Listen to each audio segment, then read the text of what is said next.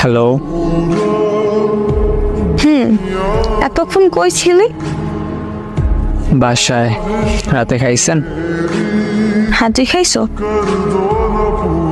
হ্যাঁ, শরীর ঠিক আছে? আছে। কেন? এমনিতেই। আচ্ছা, কেমন আছো? কিছু বলতে চাই, শুধু শুনবেন, উত্তর দেওয়ার দরকার নাই, ঠিক আছে? কিছু হয়েছে? আর তুই আপনি করে বলতেছো কেন? আমি এই সম্পর্কটা এখানেই শেষ করতে চাইতেছি। আর হ্যাঁ আপু, আপনার সাথে অনেক অন্যায় করছি, পারলে মাফ করে দিয়েন। আমি জানি আপনি আমাকে মাফ করতে পারবেন না, কিন্তু কি আর করার, একটু কষ্ট হলে মাফ করে দিয়েন।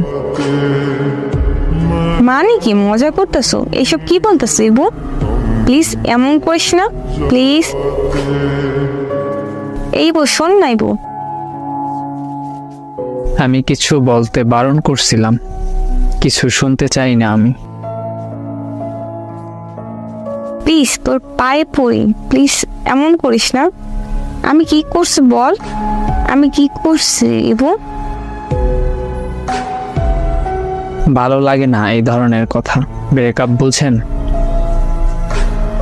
মানে ব্রেকআপ। প্লিজ মরে যাবো, এমন করিস না।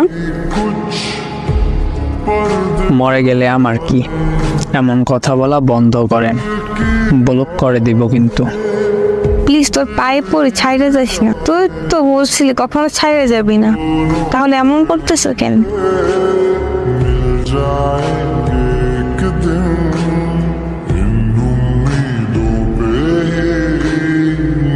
তো সবশেষে আপনাদের কাছে একটা প্রশ্ন থাকতেই পারে, আসল কাহিনীটা কি, কি কারণে ব্রেকআপটা হইল? যারা এই পুরো ভিডিওর 6টা পার্ট দেখছেন তারাই হয়তো বা এই প্রশ্নটা করবেন, বা তাদের মনের ভিতর প্রশ্নটা আছে। আসলে মেয়েটা ছেলেটার থেকে একটু বড় ছিল, আর ছেলেটার বন্ধুরা মেয়েটাকে দেখার পরে অনেক রকম টিচ করত। ছেলেটার বন্ধুরা বলতো তোর সাথে আর মানায় না, এই ধরনের অনেক রকম টিচ করত, যার কারণে ছেলেটা মেয়েটার থেকে দূরে সরে যায়। তো ভাই আর বোনেরা যারা সম্পর্কে জড়াবেন, আগে সব কিছু দেখে নেবেন, বড় ছোট, মানায় বা না মানায়, এই সব দিকগুলো দেখে তারপর সম্পর্কে জড়াবেন। সম্পর্কে জড়ানোর পর বন্ধুদের কথায় বা আত্মীয় স্বজন বা অন্য কারো কথায় কোনো সম্পর্ক ভাঙবেন না।